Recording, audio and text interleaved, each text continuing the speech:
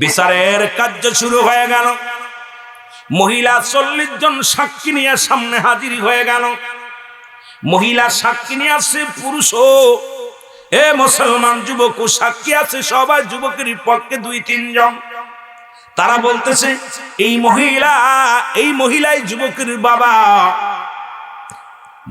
মা, যুবকের মা বলতেছে শোনেন, আমি কি বলবো, আমার বিবাহ হয় নাই, বাচ্চা হয় নাই, আমি ওকে চিনি না, ওই যুবককে আমি চিনি না, সুতরাং এই যুবকের জীবনে আমি চেহারা দেখি নাই, এই যুবকের সঙ্গে আমার দেখা হয় নাই।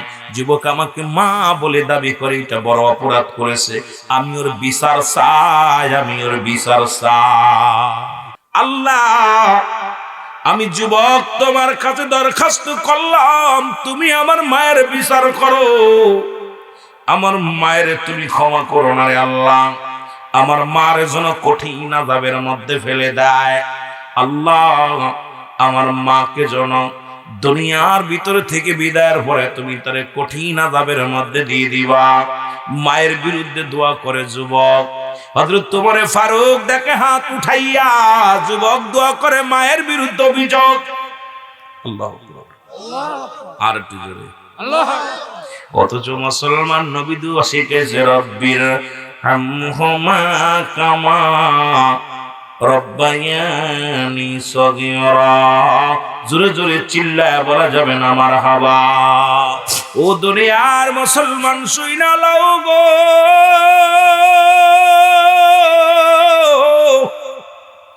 যুবক দোয়া করে। হযরত ওমর ফারুক ডাকতে বলে, যুবক তুমি কার বিরুদ্ধে অভিযোগ করো? আমার নবী তো দোয়া শিখিয়েছে আব্বা মার জন্যে, বাবা মাকে 14টা হক বাবা মার জন্যে, 14টার মধ্যে 7টা হক হলো জিন্দা অবস্থায় থাকতে, ইন্তেকালের পরে হলো 7টা হক। মানুষ যখন মারা যায় সন্তানের প্রতি হক থাকে নাম্বার 1 হলো তাদের জন্য মাগফিরাত কামনা করা, এই দুনিয়ার মধ্যে তাদের জন্য মুসলমান সব পৌঁছানো, তাদের জিয়ারত করা, কবরটা জিয়ারত করা।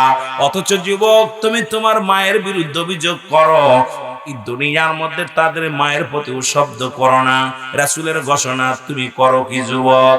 যুবক বলে, হুজুর আমিনুল মুমিনিন,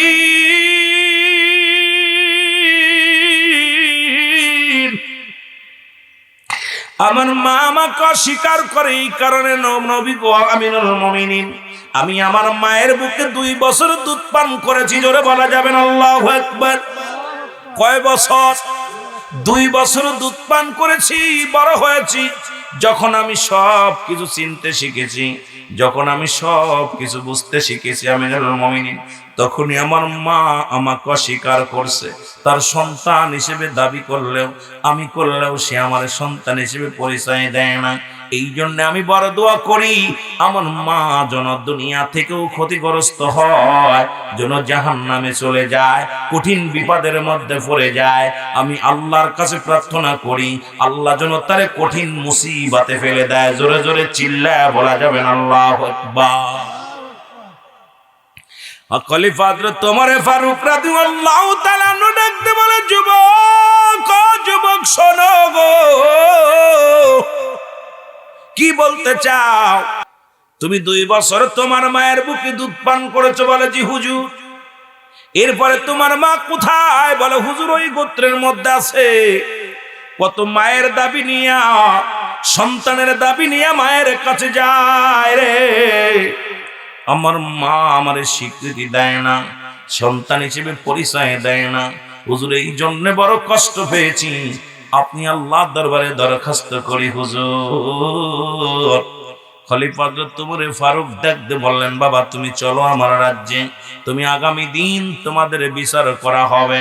যদি তোমার মা কেন তোমার পরিচয় গোপন করতে চায়, কেন তোমাকে সন্তান হিসেবে পরিচয় দিতে না চায়, এর হাকিকতটা কি আমি জানতে চাই। জোরে বলা যাবেন আল্লাহু আকবার।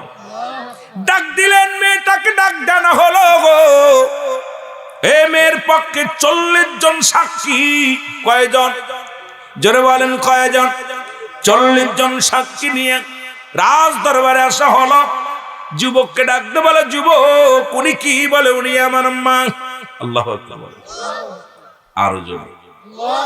যুবক বলে, হুজুর আমিনুল মুমিনিন, উনি আমার আম্মা জান, উনি আমার মা, ওনার গর্ভে আমি 10 মাস 10 দিন ছিলাম, 2 বছর আমার দুধ পান করাইছে।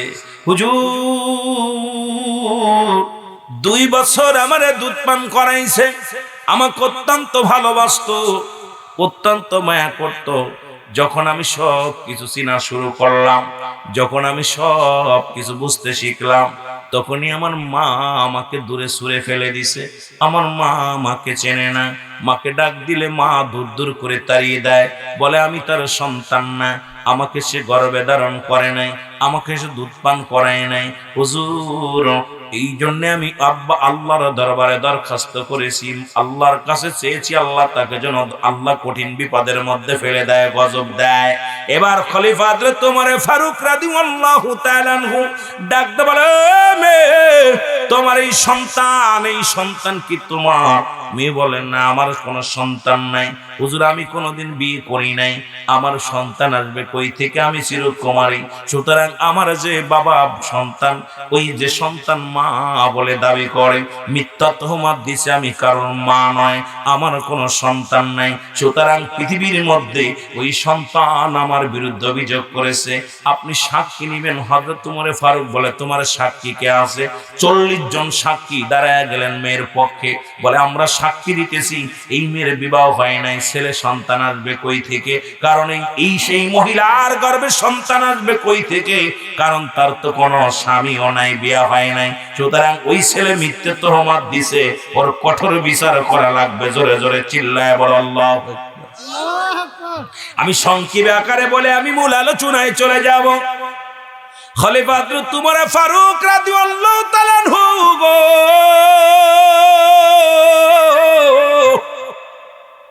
ডাক দে বলে, উজির ও পাহারাদার শোনো, জলদি করে যুবকের হাতে পায়ে বাঁধো, রশি দিয়ে বেঁধে তাকে কোথায় নিয়ে যাও? কয়েদখানায় নিয়ে যাও, কারণ আগামী কাল তার বিচার হবে। এই মিথ্যা তহমত দেওয়ার কারণে, এই মিথ্যা বলেছে, একটা মহিলার পরে মিথ্যে তহমত দিছে, কারণ রাসূল বলেছে, রাসূলের কথা শুনে নাও, আল্লাহর বিধান শুনে নাও, কারণ রাসূল আকরাম সাল্লাল্লাহু আলাইহি ওয়াসাল্লাম বলতেছিল, আয়েশা রে, আমি 2 শ্রেণী মানুষ আমি জাহান্নামে দেখাইছি গো। ও আয়েশা, 1 শ্রেণী মানুষ হলো দুনিয়ার মধ্যে অনেক আমল করত, নামাজ ছাড়তো না, রোজা ছাড়তো না, হজ ছাড়ে নাই, যাকাত ছাড়ে নাই, দুনিয়ার মধ্যে কঠিন আমলদার ব্যক্তি হবে গো, কিন্তু মুসিবতের দিনে ওই সমস্ত মানুষ আমল শূন্য হয়ে কিয়ামতের ময়দানে উঠবে। আম্মা জান আয়েশা বলে, ইয়া রাসূলুল্লাহ, ইয়া হাবিবাল্লাহ, তারা কারা? কিসের জন্য? তাদের কি অপরাধ? নবী বললেন, শোনো, এই দুনিয়ার মধ্যে মানুষ যারা ওই আমলদার ব্যক্তি, ওই নেককার বান্দা, না জানিয়া মানুষের নামে মিথ্যে তহমত দিছে, মিথ্যে অপবাদ দিছে, আর এই অপবাদের কারণে যদি মিথ্যে মজর কোন মানুষের বিরুদ্ধে যদি কোনো গীবাত করা হয়, সমালোচনা করা হয়, এটা ওই ব্যক্তির ভিতরেই গুনাহগুণ যদি না থাকে, আল্লাহ রাব্বুল আলামিন ওই বান্দার থেকে সমস্ত আমল ছিনিয়ে নেবে, ওই বান্দার আমল শূন্য হয়ে যাবে, আর যার বিরুদ্ধে সমালোচনা করছে, গীবাত করছে, ওই ব্যক্তির আমল নামায় গুলো এই ব্যক্তির আমল নামা পৌঁছে যাবে। জোরে জোরে চিল্লায় বলেন সুবহানাল্লাহ। এখন আমার দেশের বড় ইমাম সাহেব, মৌলভী সাহেব, মুফতি সাহেব শুধু পরনিন্দা নিয়ে ব্যস্ত আছি, নিজের কথা চিন্তা করি না। আমি মাঝে মাঝেই বলি, অ্যারিস্টটল, সক্রেটিস বলেন, ও দাইসেল, নিজেকে নিজে চিনতে হবে, মানারাফান নফস, নিজের নফসকে চিনতে হবে। এখন আমরা নিজের চিনা নিয়ে ব্যস্ত নয়, শুধু অন্যকে নিয়ে গবেষণা, অন্যকে নিয়ে চিন্তা। ও যুবক শুনে নাও, আলোচনা কি করব শুনে নাও। এমনও ভালো ব্যক্তি দুনিয়ার মধ্যে, এত শীতের মধ্যে, ঠান্ডার মধ্যে নামাজ পড়েছে, কত কষ্ট করেছে, কিন্তু মুসিবতের দিনে তারা ওই আখিরাতের ময়দানে, কিয়ামতের ময়দানে আমল শূন্য উঠবে, কারণ তাদের আমল নামাগুলো ছিনিয়ে নিবে ওই গীবাত করে আমলে মুসলমান। আজকে সালাম ফিরায় খালি পরনিন্দা, সালাম ফিরায় পরের বিরুদ্ধে সমালোচনা করা, আল্লাহর আদালতে ধরা পড়বে। আমার নবী বলে, আর একদল দেখলাম আমি কষ্ট করে গো। আম্মা জান আয়েশা সিদ্দিকা বলে, ইয়া রাসূলুল্লাহ, ইয়া হাবিবাল্লাহ, নবী গো, ইরা বার কারা? নবী বললেন, হুজুর আয়েশা শোনো, এই সমস্ত মানুষগুলো জাহান্নামের ভিতরে একটা নদী থাকবে, এই নদীটার নাম হলো আগুনের নদী। এই দুনিয়ার মধ্যে যারা সুদখোর, যারা ঘুষখোর, এই সুদখোর আর ঘুষখোরদের জন্য জাহান্নামের মধ্যে একটা জায়গা আছে, সেই জায়গাটার নাম হলো আগুনের একটা নদী। এই নদীর মধ্যে ফেরেশতারা তাদের ছুঁড়ে মারবে। ওই বান্দাগুলো অনেক কষ্ট করে কুল পাবে কিনা না পাবে রে, যখন উপরে উঠে আসবে মালিক ফেরেশতার সৈন্যরা তাকে ধরে আবার তারে ছুঁড়ে মারবে। রাসূল বললেন, বড় কষ্ট এই দুনিয়ার মধ্যে। ওরে ঘুষখোরের বাবারা শোন, সুদ করে হারাম করে শোন, এই দুনিয়ার মধ্যে যারা সুদ ঘুষ খায় আল্লাহ রাব্বুল আলামিন তাদের জন্য একটা জায়গা রাখছে, সেই জায়গাটার নাম হলো আগুনের নদী। আর ওই মুনাফিকদের স্থান রাখছে আল্লাহ বলো মিনান নাস, মানুষের মধ্যে ব্যাকুল তারা বলবে আমান্না, তারা ঈমান আনছে বিল্লাহি, আল্লাহর প্রতি, অবিয়াউমিল আখিরা, কিয়ামতের প্রতি বিশ্বাস স্থাপন করছে। মা হুম বিমুমিনিন, আল্লাহ ডাকতে বলে হাবিব,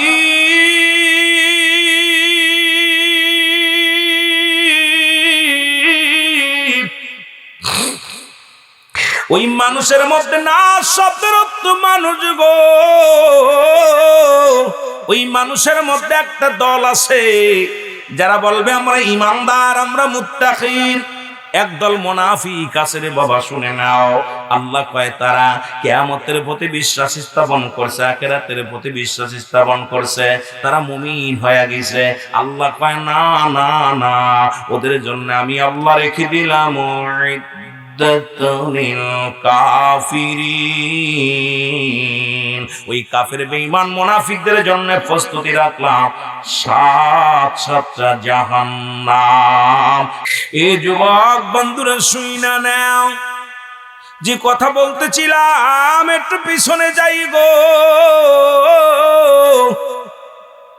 বিচার হবে রে মুসলমান, যুবককে বন্দি করা হলো, পায়ে হাতে রশি দিয়া বাঁধিয়া অন্দরমহলে বন্দি করা হলো। ওই পথে যাইতেছিল মুসলমান হযরত আলী রাদিয়াল্লাহু তাআলা আনহু, জোরে বলা যাবে না সুবহানাল্লাহ। হযরত আলী রাদিয়াল্লাহু তাআলা যখন যাইতেছিল, যুবকের নজরে পড়ছে। যুবক ডাকতে বলে, হুজুর আমি আপনাকে ডাকছি। সালাম দিলেন, আসসালামু আলাইকুম। এসের খুদা হযরত আলী,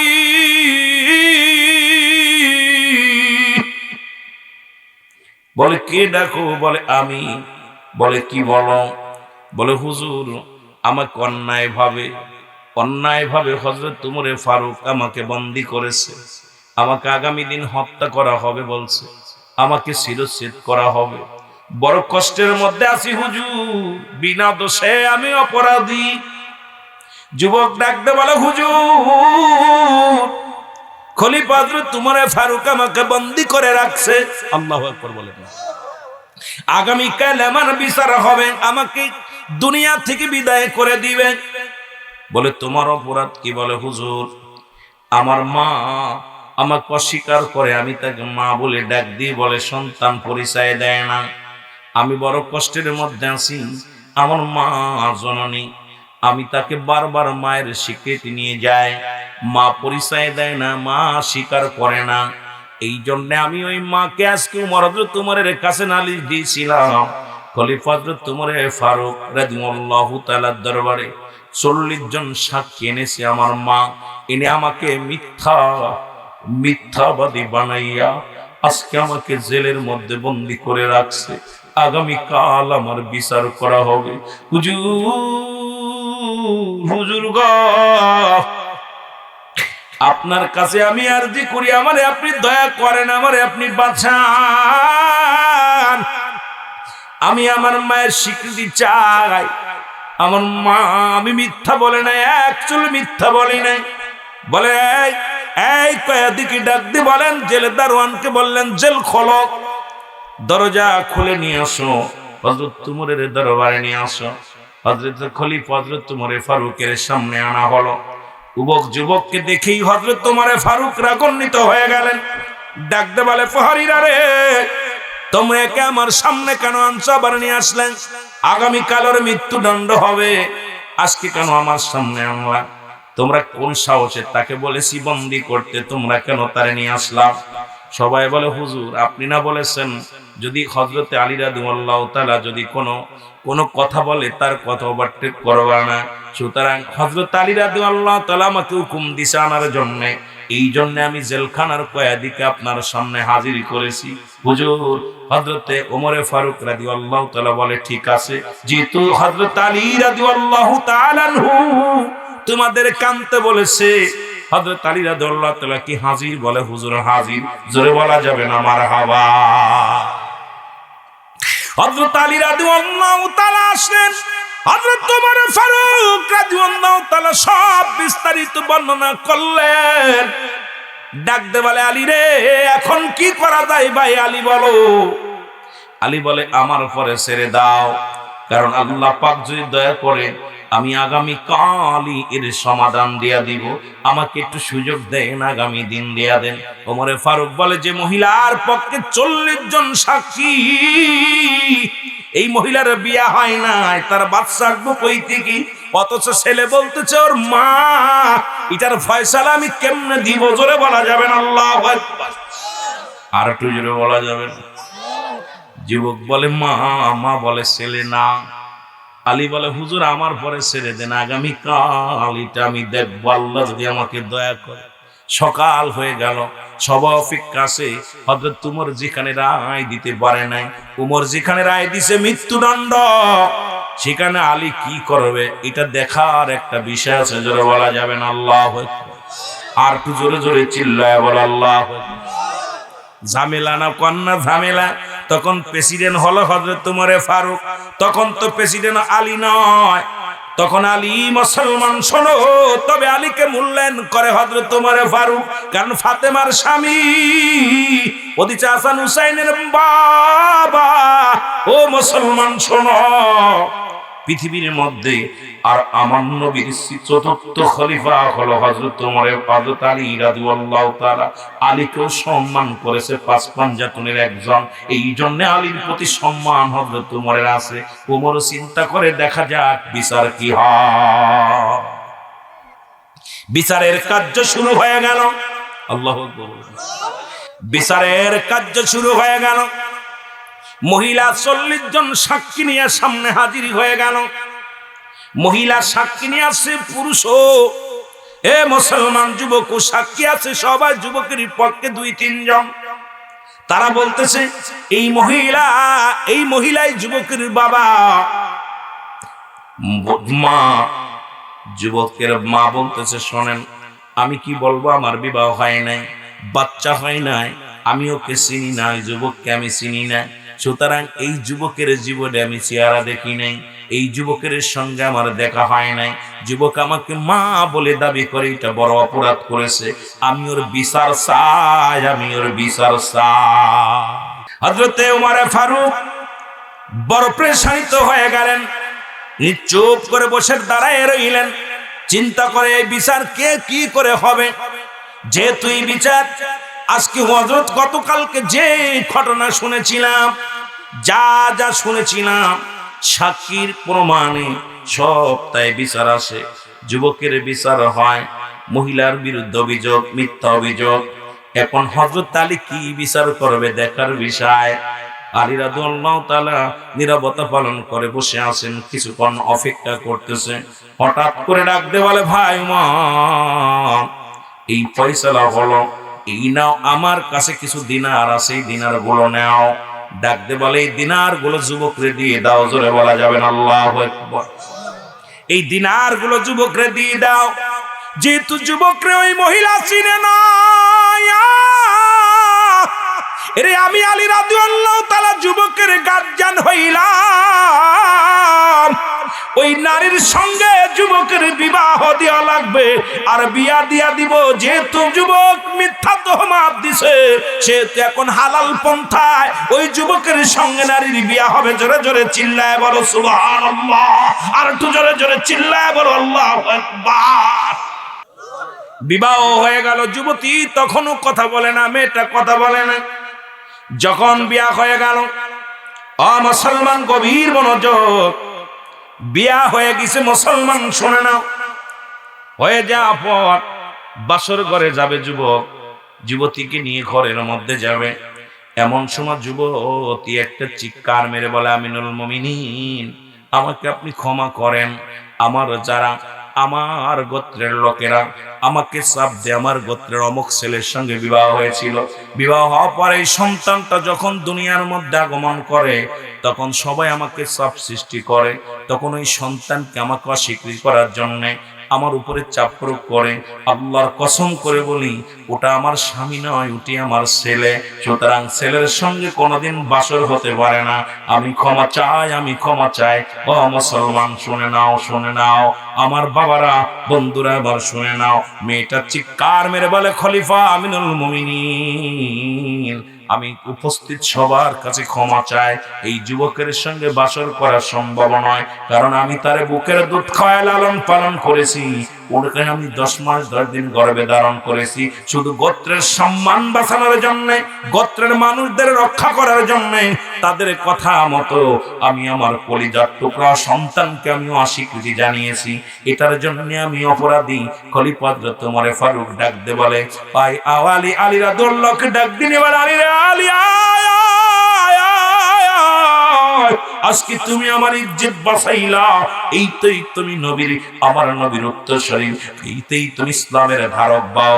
কারণ আজকে আমি তোমাকে, তুমি যে সমাধান দিছো, যে সমাধানের মধ্যে তুমি গিয়েছো, আজ থেকে তোমাকে আমি স্যালুট জানাই, সাধুবাদ জানাই। কারণ এই সত্য ইসলামের জন্য তুমি পারবে ন্যায় বিচার করতে। জোরে জোরে চিল্লায় বলা যাবে না আল্লাহু আকবার।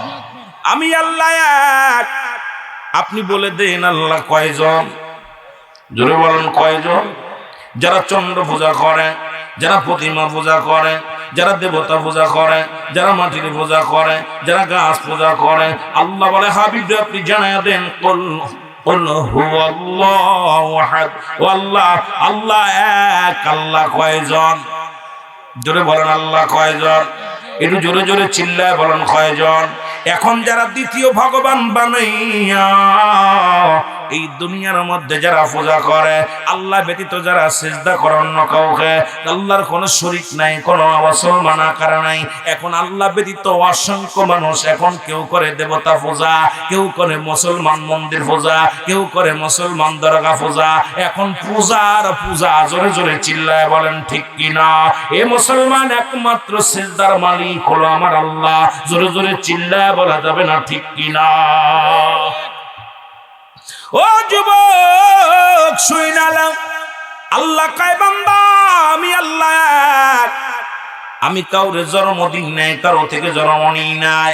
আল্লাহর কোনো ছেলেও নাই, মেয়েও নাই, পরিবার পরিজন নাই, আত্মস্বজন নাই। আসেন কথা হইতে নিরে, কথা কর না কেন? এখন মুসলমান শোনো, আল্লাহ আর কোন মুসলমান শোনে নাও। আল্লাহ কই আসমান জমিনের মধ্যে কাউরে আমি জন্ম দিই নাই, কারো থেকে জন্ম নিই নাই। এই সারা পৃথিবী আমার মুখাপেক্ষী, আমি কারোর মুখাপেক্ষী নয়। আসমান জমিনের মধ্যে আমার সমতুল্য আর কেউ নাই। আসেন কথা কয় না? আসেনি? এ মুসলমান কেউ নাই। এই কালেমা পড়াইছে লা ইলাহা ইল্লাল্লাহ, নাই কোন ইলাহা আল্লাহ ছাড়া। কি ছাড়া? জোরে বলেন কি ছাড়া? আল্লাহ ছাড়া কোন মাবুদ নাই, আল্লাহ ছাড়া কোন ইলাহ নাই। আমার বাবারা আদম নবী থেকে শুরু করেছে, সব নবীর কালেমা ছিল লা ইলাহা ইল্লাল্লাহ। আদম শফিউল্লাহ, ঈসা রুহুল্লাহ, ইব্রাহিম খলিলুল্লাহ, এইরকম এক একজনের পিছে ছিল। আর আমার আপনার নবী রাহমাতাল লিল আলামিনের পাশে আছে মুহাম্মাদুর রাসূলুল্লাহ। জোরে জোরে চিল্লায় বলেন সাল্লাল্লাহু আলাইহি ওয়াসাল্লাম। আল্লাহ রাব্বুল আলামিন রিয়াজুল জান্নাহ, বেহেশতের বাগানে আপনাকে আমাকে আসার মতো, বসার মতো সুযোগ দান করলাম। এ সময় কত মানুষ জেলখানায়, কত মানুষ হাসপাতালে, কত মানুষ মৃত্যুর শয্যায় সজ্জিত। আমার আল্লাহ রাব্বুল আলামিন জেলখানায় নেন নাই, হাসপাতালে নেন নাই, সুন্দর পরিবেশ রিয়াজুল জান্নাহ বেহেশতের বাগানে বসার মতো সুযোগ দান করল। একটু জোরে চিল্লায়া বলা যাবে না আলহামদুলিল্লাহ। এ দুনিয়ার মুসলমান,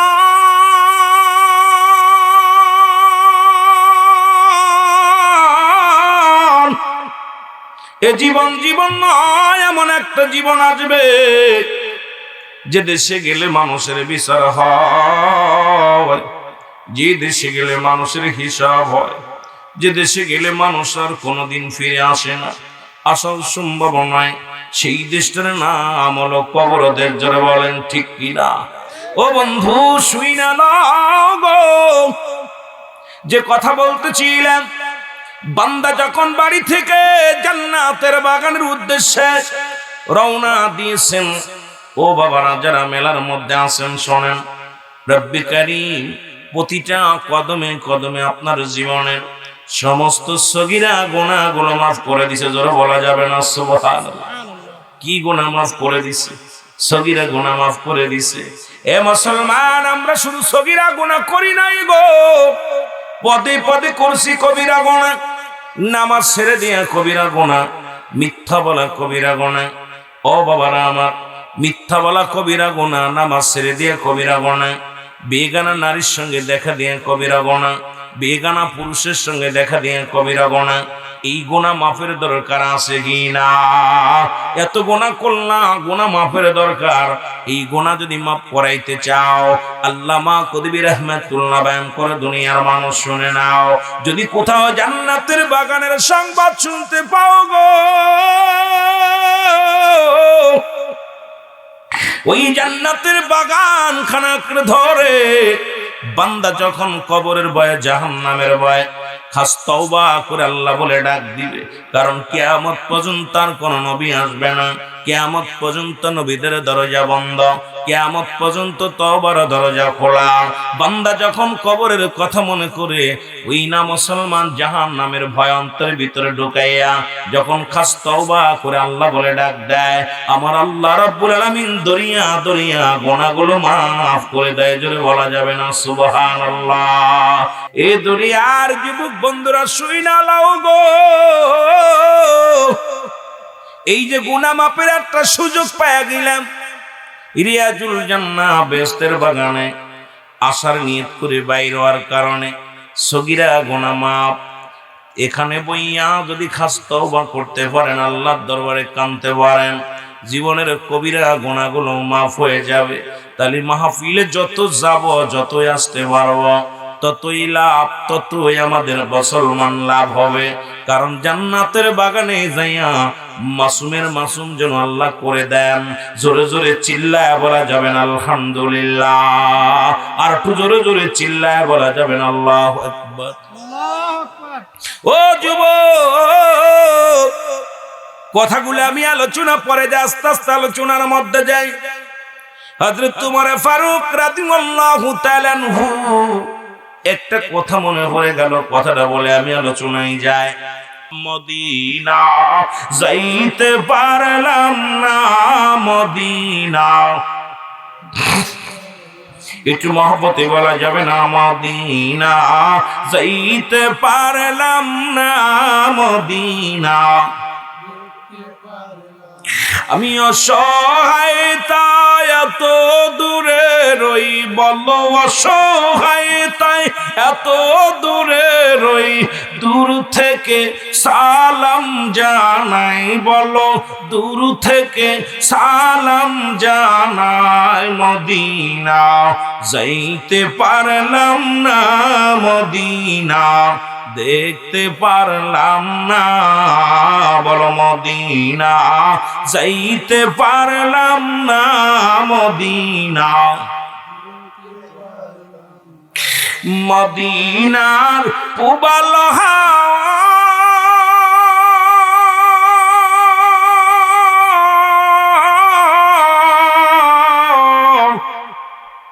পশ্চিমে কই রাস ধাওয়া,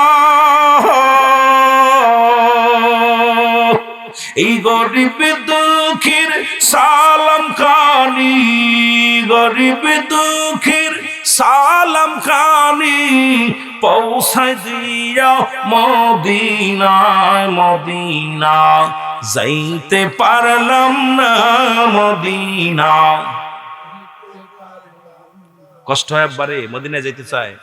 মদিনা যারা গিয়েছেন আহারে যারা হাজি আছে তাদের জিগায় অনেকে হাজি আছেন আজকের অনেকে বিশেষ অতিথি আমাদের বিশেষ অতিথির মধ্যে উনি একজন হাজি জনাব মোহাম্মদ আলহাজ আলী আহমেদ সাহেব হাজি আছেন। এরপরে আমাদের সম্মানিত অতিথির ভিতরে প্রথমে হাজি মোখলেসুর রহমান সাহেব হাজি আছেন। এরপরে আপনার অনেকেই কয়েকজন হাজি আছে। আহারে মক্কা মদিনা যে কত সুন্দর, দেখলে চোখ জোড়ানো যায় না, চোখ ফেরানো যায় না, খালি মন চায় দেখতে। মদিনা যারা গিয়েছেন শখ করে একবার যদি কেউ নিতে পারে, আল্লাহ যদি ন্যায় কবুল করে, দেখবেন যে মক্কা মদিনা এত সুন্দর, যেদিকে ডান বাম যেদিকে তাকাইবেন এত সুন্দর, মন চায় না আর বাংলাদেশে ফিরে আসি, মন চায় না আর ওই দেশ থেকে, মন চায় আল্লাহ এই দেশে যদি মৃত্যু হতো, নবীর রওজা নবীর মদিনা নবী মক্কা মদিনার বুকে যদি কবর হতো মনে হয় ধন্য হতো। কারণ নবীজির খাতিরে মক্কা মদিনার শান শৌকাত বেড়ে গেছে। জোরে বলেন ঠিক কিনা? আর একটু জোরে বলেন ঠিক কিনা? আমাকে আপনাদের দাওয়াত দেওয়া ঠিক হয়নি, যেহেতু আমার ভাষায় বোঝেন না। ভাষা বুঝতে গেলে কথা বলে আমি বলি সুবহানাল্লাহ, আপনার কোন আলহামদুলিল্লাহ, এটা তো হইব না। বক্তার মনের ভাব প্রকাশ করলে শ্রোতা সহজেই বুঝতে পারে, এটাকে বলা হয় জমলায়ে খবরিয়া। জমলায়ে হিংসা বক্তা মনের ভাব প্রকাশ করলে শ্রোতা কিছু বুঝতে পারে না। তো শ্রোতা তো যা ঘুমাচ্ছে, যারা যারা তাবারক খাবে তারা আসবে না এখন। ওই তাবারকের সময় হলে, সময় সমিতি হলে দৌড়ে আসবে। বাবারে কপাল মন্দ যাদের, কারণ রিয়াজুল জান্নাহ বেহেশতের বাগান, এটার বড় দাম, এটার বড় ইজ্জত, এই সম্মান যারা জানবে, এই পাগলগুলোরে কেউ ঠেকায় রাখতে পারে না, পাগলগুলো ছুটে চলে আসবে। আমার মহব্বতে রুজিগির করেন সুবহানাল্লাহ আলহামদুলিল্লাহ লা ইলাহা, আরো জোরে সুবহানাল্লাহ আলহামদুলিল্লাহ, আরো জোরে বলেন লা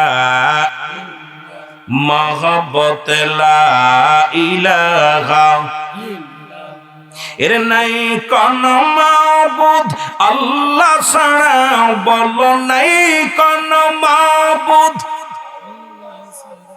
লা ইলাহা ইল্লাল্লাহ লা ইলাহা, মহব্বতে বলেন লা ইলাহা, জবান খোলে লা ইলাহা, ভালোবেসে লা ইলাহা, জোরে জোরে লা ইলাহা,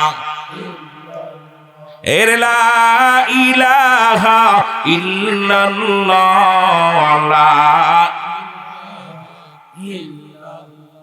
রিয়াসমান বলে এক আল্লাহ, বল জমিন বলে এক আল্লাহ, বল আসমান বলে এক আল্লাহ, হায় হায় জমিন বলে এর তুই বিনা আমার নাই আল্লাহ, হায় হায় তুই বিনা আমার নাই আল্লাহ, লা ইলাহা, মহব্বতে লা ইলাহা, জোরে জোরে লা ইলাহা, আই আসিয়া খেলে প্রেমের খেলা, ফিরাউন দেয় তার কতই জ্বালা, বলো আসিয়া খেলে প্রেমের খেলা, ফিরাউন দেয় তার কতই জ্বালা,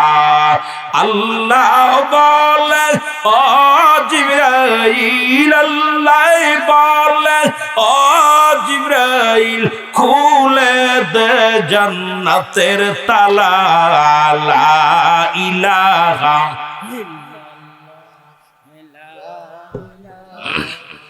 কালে মাও পড়তে না, কোন এলাকা এলাম রে, জোরে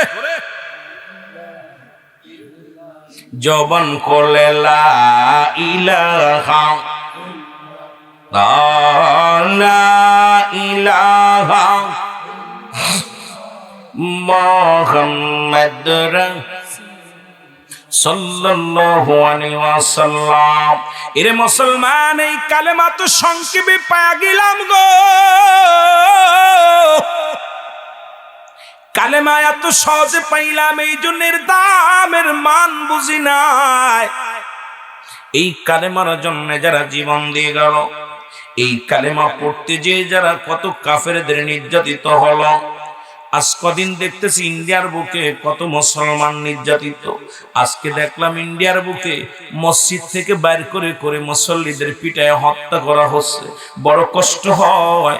মসজিদগুলো মুসলমান গুলা দিয়ে ভেঙে দেওয়া হয়। মুসলমান মসজিদগুলো বেকু দিয়া, জোর বড় বড় বেকু দিয়া ভেঙে দেওয়া হচ্ছে।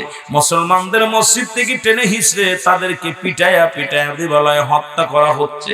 নামাজের মধ্যে গিয়ে তাদের লাথি মেরে নামাজ থেকে লাথি মেরে ফেলে দেওয়া হচ্ছে। আইরে মুসলমান, আর বাংলাদেশের পূজা মণ্ডপীরা তোমরা পূজা করো, বড় কষ্ট হয়। কথাগুলো বলতে গেলে বড় কষ্ট হয়। আমার দেশের মুসলমান হিন্দুদের মন্দিরে পাহারা দেয়, আর অন্য দেশের অন্য দেশের হিন্দুরা মুসলমানদেরকে মসজিদ থেকে বের করে মসজিদগুলো গুঁড়ো করে দেয়। আজকে আমিও যদি ক্ষমতা পাইতাম, ওরে মুসলমান হাজার হাজার মন্দিরের ভিতরে মসজিদ খুঁজে পাইতাম। ওরা এখন বর্ণনা করা শুরু করেছে, রে মুসলমান বড় কষ্ট হয়। এই কষ্ট বুকের ভিতরে চাপা রেখেছি, কারণ বলতেও পারি না রে বাংলাদেশের মুসলমান, এই হিজলে মার্কা মুসলমান গুলো হিন্দুদের গোলামি করে, হিন্দুদের দাসত্ব করে, অমুসলিমদের দাসত্ব করে। মুসলমান শুনে নাও, আল্লাহর আদালতে ধরা পড়ে যেতে হবে। আরে আমি যদি আজকে প্রধানমন্ত্রী হই, আমাকে বানাইলে বাংলাদেশে অসংখ্য অসংখ্য মন্দিরের ভিতরে মসজিদ খুঁজে পাবো। কারণ যা বলবো আমি তখন নেতা হব, যেটাই বলবো এটাই সত্য হবে। আজকে ভারতের মধ্যে অসংখ্য অসংখ্য মসজিদের ভিতরে তারা মন্দির বলে দাবি করে। মুসলমান ক্ষমতা পাইয়া মুসলমানদের নির্যাতন করে, আর আমার বাংলাদেশের হিন্দুদের গোলাম, হিন্দুদের চাকরেরা এই চাকরগুলো মন্দির পাহারা দেয়, এই চাকরগুলো প্রতিমা পাহারা দেয়। এর সেইতে কষ্ট থাকতে পারে না, এর সেইতে দুঃখ আর থাকতে পারে না। মুসলমান শুনে নাও, এ মুসলমান শুনে নাও, কবরে যাইতে হবে, আল্লাহর আদালতে জবাব দিতে হবে গো। জবাব দিবি কেমনে করে? দাড়ি টুপি জুব্বা লাগাইয়া দেখিয়া গরুপ মন্দির পাহারা দেয়, এর সেইতে দুঃখ থাকতে পারে না। ও মুসলমান শোনো, এখনো মুসলমান তোমরা কেন জাগ্রত হও না? আমি আপনাদেরকে বলবো না হট্টগোল করতে, বলবো না মারতে, বলবো না অস্ত্র ধরতে। ইমানি বল আছে যাদের অন্তরের ভিতরে। আল্লাহর রাস্তে ইহুদি খ্রিস্টানরা আমাদের বন্ধু নয়, তারা আমাদের শত্রু। তারা কখনো চাই না মুসলমান জাতি মাথা উঁচু করুক, কখনো চাই না তারা আমরা মাথা উঁচু করে কালেমার দাওয়াত দিই। তারা চায় আমাদের গোলাম বানায় রাখতে, তারা চায় আমাদের দাসত্ব রাখতে। আজকে মুসলমান টাকার কাছে বিক্রি হয়ে গেল, বড্ড কষ্ট হয়, বুকের ভিতরে বেদনা বেড়ে যায়। আমরা বক্তারা টাকার গোলাম হয়ে গেছি, টাকার কাছে বিক্রি হয়ে গেছি। উচিত কথাগুলো বলি না, আইয়া শুধু অন্যের শালগুলো দেয়া যায়। কিন্তু আজকে মুসলমানদের হকের কথা কেন তোমরা উচ্চারণ করো না? কোরআনের প্রতি অসম্মান হয়। আজকে কোরআনগুলো তারা পুড়িয়ে দেয়, কোরআনগুলো পুড়াইয়া দেয়, কোরআনের পাতাগুলো ছিঁড়ে ফেলে, কোরআন তারা দুনিয়া থেকে মুছে দিতে চায়। আজকে মুসলমান কেন জাগ্রত হও না রে বাবা? মুসলমানদের অনুরোধ করবে, বগুড়ার যুবকেরা শোন, আজকে যেহেতু আজকে যুবকগুলো নাই, হয়তো যুবকরা মারা গেছে রে মুসলমান। এর যুবক বয়সী হবে জান্নাতি, 18 বছরের যুবক আর 16 বছরের যুবতী। আর যুবকেরা শোন, আল্লাহর কাছে কি জবাব দিবি? নবীর সাহাবীরা ছিল যুবক, আর আজকে যুবকরা আজকে মেলায় ঘরে শরীরের 5-5 ঘরের যুবক। আজকে কয়েকজন মুরব্বী বসে আছেন, আল্লাহ রাব্বুল আলামিনের কাছে দয়া ভিক্ষা চাও, ঘুষ দাও আল্লাহরে, আজকে ঘুষ দাও, দুনিয়ার মানুষকে ঘুষ দাও। এটা দিয়া বাদ দিয়া যায় তাহাজ্জুদের নামাজ পড়িয়া মসজিদের মধ্যে বইয়া দুটি চোখের পানি ছেড়ে দিয়ে কান্দো, দুটি চোখের পানি ছেড়ে দিয়ে কান্দর বলে, রব্বে কারীম, আমি গরিবের সন্তান, আমাকে একটা চাকরির ব্যবস্থা করে দাও। একবার যদি আদালতে মঞ্জুর হয়ে যায় রে, তোর কপাল খুলে যাবে। যিনি সহায়, আমরা সহায়। এখন দুনিয়ার মানুষের পায়ে দরজায় দোয়া চাও, আল্লাহর কাছে চাও, আল্লাহর কাছে চাও। নিশিরাত্রে জাগো, ওই ফজরের নামাজ পড়ে কান্দ, জোহরের নামাজ পড়ে কান্দ, আসরের নামাজ পড়ে কান্দ, মাগরিবের নামাজ পড়ে কান্দ, তাহাজ্জুদের নামাজ পড়ো, কোরআন তেলাওয়াত করো। এই যুবক, আজকে আমার দেশে এত যুবক বেকার, শুধু বেকার। আজকে যদি গাজী কালুর গান হতো, এই ময়দানে প্যান্ডেল লাগতো না, সামিয়ানা দেয়া লাগতো না। ওই গাজী কালু গান শোনার জন্য ওই বগুড়ার যুবকগুলো পাগলের মতো ছুটে আসতো। কিন্তু আজকে রিয়াজুল জান্নাহ বেহেশতের বাগান, এই কোরআনের শান, হাদিসের সম্মান, এই কপাল পুরারা বুঝতে পারে না, বসে আছে যুবক। কত যুবক এই দুনিয়া থেকে বিদায় হয়ে গেছে, লেখাপড়া করে চাকরি করবে। যুবক,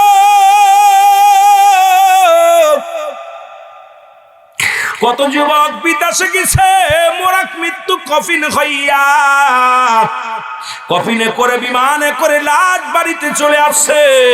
তুমি বুড়া হয়ে মরবা, গ্যারান্টি দিতে পারবা না, কারণ কখনকার মৃত্যু হয়, মৃত্যুর কোনো সিরিয়াল নাই। দেখা যায় বাবা জিন্দা, সন্তান দুনিয়ার মধ্যে নাই, সন্তান জিন্দা, বাবা নাই, দাদা জিন্দা, নাতি নাই। ওরে মরণের কোনো সিরিয়াল নাই, সিরিয়াল নাই। ও মুসলমান, আসার সিরিয়াল আছে, যার সিরিয়াল নাই। এখনো কেন ভয় হয় না? অন্তরের ভিতরে ভয় হয় না? আল্লাহর গোলামি করো, রাসূলের প্রেম দুনিয়ার মধ্যে ডুব দাও। যেমন ডুব দিয়েছিল হযরত হুজ্জাব, কালেমা পড়েছিল লা ইলাহা ইল্লাল্লাহু মুহাম্মাদুর রাসূলুল্লাহ সাল্লাল্লাহু আলাইহি ওয়াসাল্লাম। জোরে জোরে চিল্লায়া বলা যাবে না আল্লাহু আকবার। এ হুজ্জাবের মা, হুজ্জাবের বাবা, ছোট্টবেলা বাবা মারা যায়, চাচার কাছে লালন পালন হয়।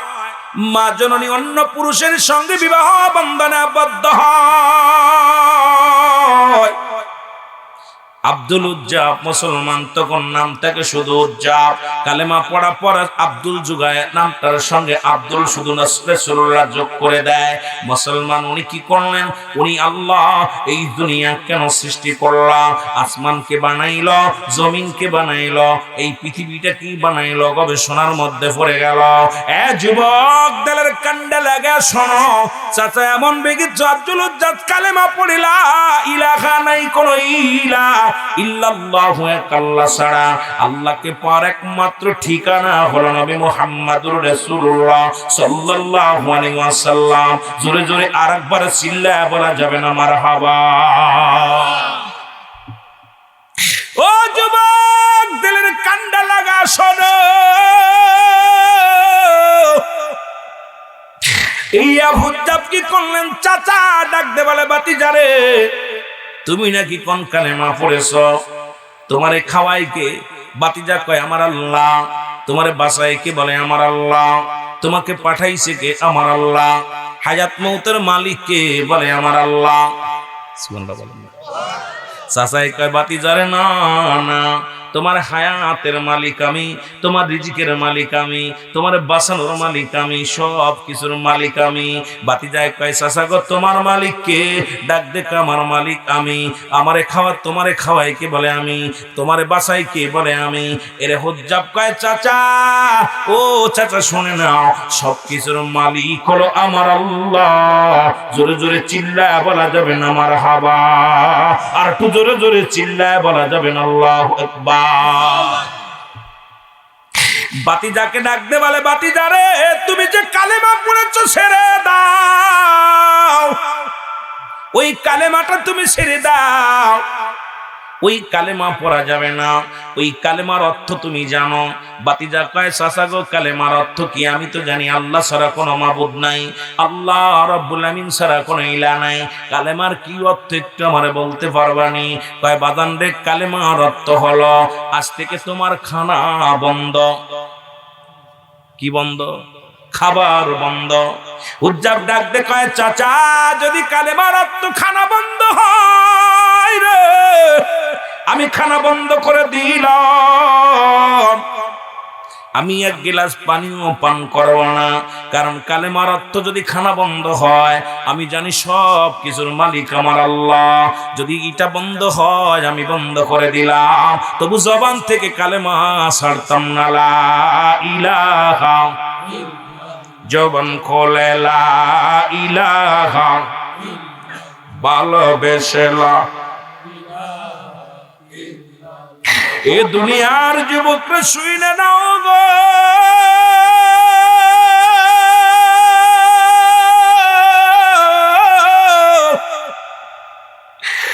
জোরে জোরে কালিমা পড়ে আর কয় মালিক তুমি বলে দাও আমি কি করব,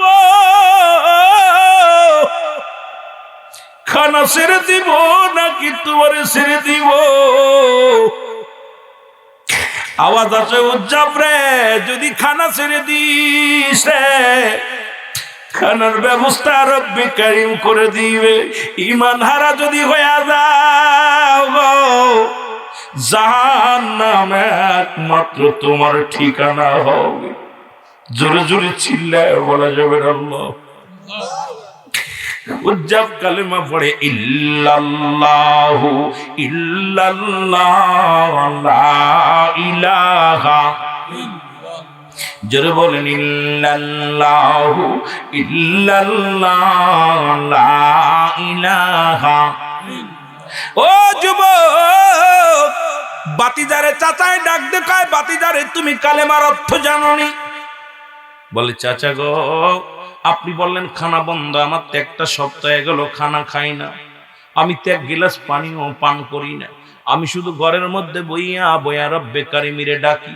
যখন আমার আল্লাহরে ডাকি শান্তি পায়, কলিজার মধ্যে শান্তি পায়। যখন আমি কালেমা পড়ি রে, কলিজাটা ঠান্ডা হয়ে যায়। রে আসমান জমিনের মালিক আমার আল্লাহ, এই ভূখণ্ডের মালিক আমার আল্লাহ। এই কালেমা যখন পড়ি কলিজার মধ্যে আসান পায়, শান্তি পায়। চাচা গো, কালেমার অর্থ আসেনি? কয় বাবা আছে। এই কালেমার অর্থ হলো তোমার যত সম্পদ আছে, যত জমি জমা আছে, সব কিছু তোমার ত্যাগ করতে হবে। সম্পদ। বাতিজা ডাকতে বলে চাচা, কালেমার অর্থ যদি সম্পদ হারতে হয় রে, দিলাম ছেড়ে, কারণ আমি জানি সম্পদের মালিক আমার আল্লাহ। সুবহানাল্লাহ বলে। কেমন যুবক, আজকে শীতের মধ্যে একটা রাত বসতে পারিস নি রে যুবক। কপালে আছে, তোদের খাতায় আছে, কপালে কষ্ট আছে। যেদিন জেলখানায় যাবি, হাসপাতালে যাবি, সেদিন বুঝবি মজাটারে যুবক। আরে জান্নাতের বাগানে বসার সুযোগ পাস না, মসজিদে যাওয়ার সুযোগ পাস না। সুযোগ একদিন আসবে, সেদিন জেলখানার ময়দান, সেদিন আসবে কোথায়? হাসপাতালের ময়দান। ওই হাসপাতালে দুকে দুকে কানবি, ইমাম সাহেবরে বলবি দোয়া করো। ও যুবক, যুবক রে, এই ময়দানে বসে আল্লাহর কাছে বল, আল্লাহ তুমি হাসপাতালে নিও না, জেলখানায় নিও না, কঠিন কষ্ট দিও না, করোনা ভাইরাস দিও না, মহামারী দিও না রে আল্লাহ।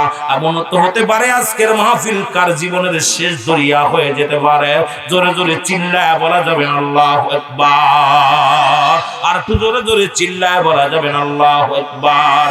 ও মন ঘুমায় না রে, নাম জপ মওলা, একদিন ঘুমাইবি রে মন, কবর মা ঝার মন, ঘুমায় না রে অমন, ঘুমায় না রে, নাম জপ মওলা, একদিন ঘুমাইবি রে মন, কবর মা ঝার মন, ঘুমায় না। বাড়ি গাড়ি সুন্দর নারী,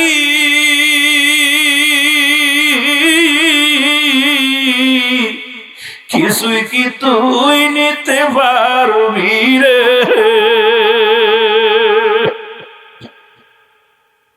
ও তোর বাড়ি গাড়ি সুন্দর নারী,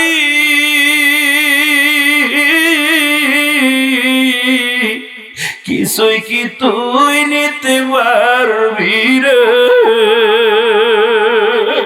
ও ও তোর শূন্যতে দিবে বিদায়, একদিন শূন্যতে দিবে বিদায়, কবর মাজারে ভাই গমায় না রে রমন, গমায় না আরে নাম জপ মৌলা, একদিন গমাইবি রে মন, কবর মাজার মন। যাদের প্রেমে কাটাইলি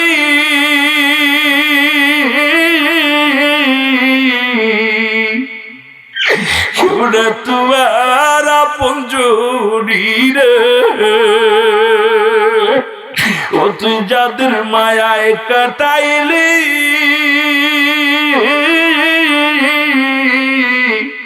শুনে তোমার আপন জুড়ি রে, আমল ছাড়া ওই কবরে, ও তুই আমল ছাড়া ওই কবরে থাকবি কেমনে রে মন, ঘুমায় না রে রমন, ঘুমায় না রে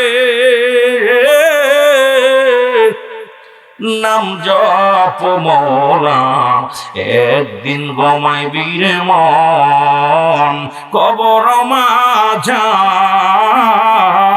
মন। কিচ্ছু যাবে না রে বাবা, কুল্লু মান আলাইহা ফান, সব শেষ করে দিবে আল্লাহ, কিচ্ছু নিতে পারবি না রে। এই জমিন পুরাইয়া দিবে আল্লাহ, এই জমিনের পানিগুলো পুরায় তাজ ছাই বানায় দিবে আল্লাহ, কিচ্ছু নিতে পারবি না, সব শেষ করে দিবে আল্লাহ।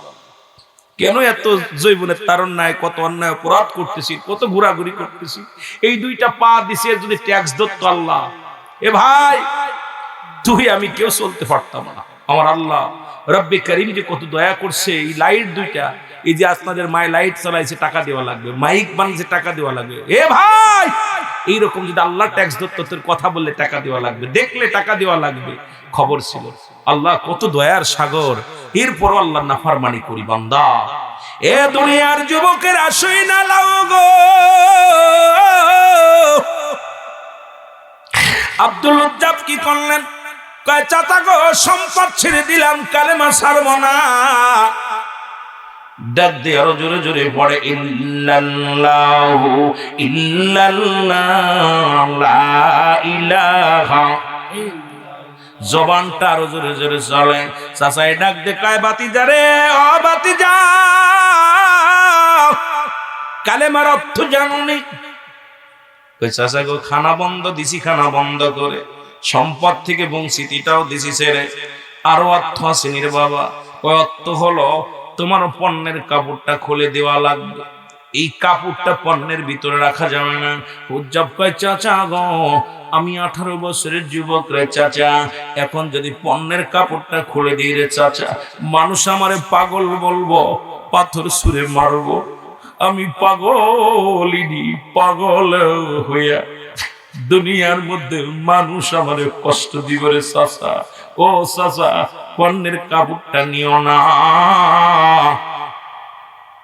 চাচাই বলে বাতিজা রে তুমি কালেমা ছেড়ে দাও, না হয় পণ্যের কাপড় ছেড়ে দাও। উজ্জাব ডাক দে বলে আমার আল্লাহ করেছি, যেহেতু এখানে প্রধান অতিথি হিসেবে আমাকে নাম রেখেছেন প্রধান বক্তা, আর প্রধান আলোচক যখন আসে এরা বেশিরভাগই নয় 10টা থেকে 11টা 12টা পর্যন্ত আলোচনা করে, এটাই স্বাভাবিক। অনেক মানুষ আপনারা খাওয়া দাওয়া করবেন, বাসায় যাবেন, তারপরে আসবেন। এই জন্য আমি শুরুতে দুঃখিত, কমিটির লোকের অনুরোধে, কমিটির লোকের ভাইয়েরা অনেক আমাকে বলছে ভাইজান আপনি শুধু আসবেন, যার প্রয়োজন হলে প্রোগ্রাম প্রয়োজন নাই, আপনি আসবেন আমাদের সাথে দেখা করবেন, আপনাকে দেখতে চাই আমরা। এই জন্য আপনাদের ভালোবাসার কাছে আমি হার মেনেছি। আমি আপনাদের মাঝে কিছুক্ষণ টানে আলোচনা করব, এর মধ্যে যারা আসতে পারবেন কিছু শুনতে পারবেন, না আসতে পারলে তো আর আমার কিছু করারও নাই, বলারও নাই। আর হেদায়েতের মালিক আমি মৌলবী না, কোনো পীর সাহেব, কোনো মৌলবী, কোনো আমির, কোনো মুহাদ্দিস পৃথিবীর মধ্যে এই হেদায়েতের দায়িত্ব নেন নাই। হেদায়েতের দায়িত্ব স্বয়ং আল্লাহ, হেদায়েতের দায়িত্ব নবীজিকে আল্লাহ দেন নাই। যদি হেদায়েতের দায়িত্ব নবীজিকে দিতেন তাহলে আবু জাহেলের কপালে হেদায়েত জুটতো। সুতরাং আমাদের দায়িত্ব হলো বলা, হেদায়েতের মালিক কে? যারা বলেন কে? পৃথিবীর কোন আমির, মৌলবী, মুন্সি, হাফেজ, কারি, পীর সাহেব না। জোরে বলেন ঠিক কিনা? এখন আমরা হয়ে গেছি, কেউ হয়ে গেছি পীর সাহেব মুখী, কেউ হয়ে গেছে আমির মুখী, কেউ হয়েছি নেতামুখী, কিন্তু সবাই আমরা মুখাফেক্ষী হবো এক আল্লাহ। জোরে বলেন ঠিক কি? আমাদের মাকসুদ কে? আরো জোরে চিল্লায় বলেন কে? আমাদের ইমাম সাহেবের আল্লাহ পাক তার জামায়াতা সুন্দর আলোচনা করতেছিলেন, নামটা কি যেন? জনাব হযরত মাওলানা ইয়াকুব হোসেন সাহেব, আল্লাহ তার হায়াতের মধ্যে বরকত দান করুক। ইলহাম দিয়ে সুন্দর আলোচনা করতেছিলেন, আগামী দিন আগাইতে পারবেন, বাচ্চা বয়স আরো আগামী দিন আগাইতে পারবে, আল্লাহ তারও হায়াতের মধ্যে বরকত দান করুক। জোরে বলুন আমিন। একটু মহব্বতের সঙ্গে জিকির করুন লা ইলাহা, আরো জোরে লা ইলাহা, লা ইলাহা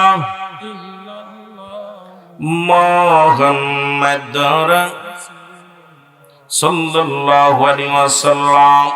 এ দুনিয়ার মুসলমান গভীর মনোযোগ, মদিনা যাইতে পারলাম না, মদিনা দেখতে পারলাম না, বল মদিনা যাইতে পারলাম না, মদিনা দেখতে পারলাম না। আমি অসহায় তাই এত দূরে রই, বলো অসহায় তাই এত দূরে রই, দূর থেকে সালাম জানাই, শুধু দূর থেকে সালাম জানাই, মদিনা যাইতে পারলাম না, মদিনা দেখতে পারলাম না, মদিনা যাইতে পারলাম না, মদিনা। একটু সাউন্ড আনতে পারেন। মদিনার নাম কত মধু,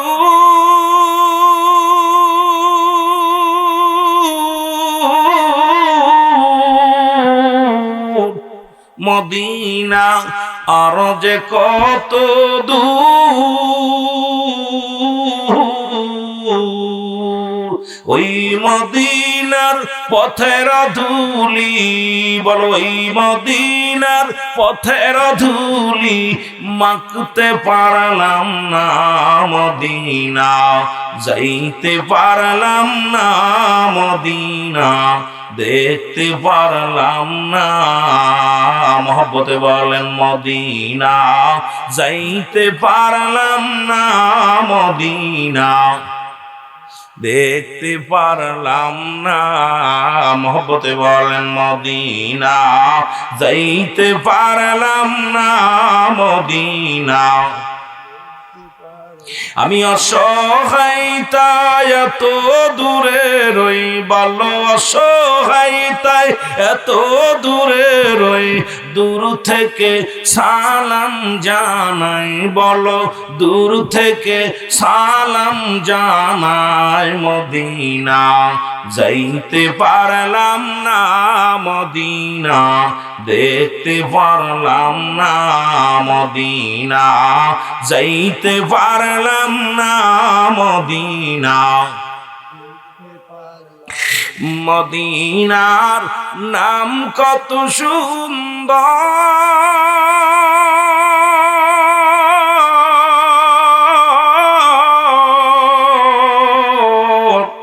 মদিনা কেড়ে সে অন্তর,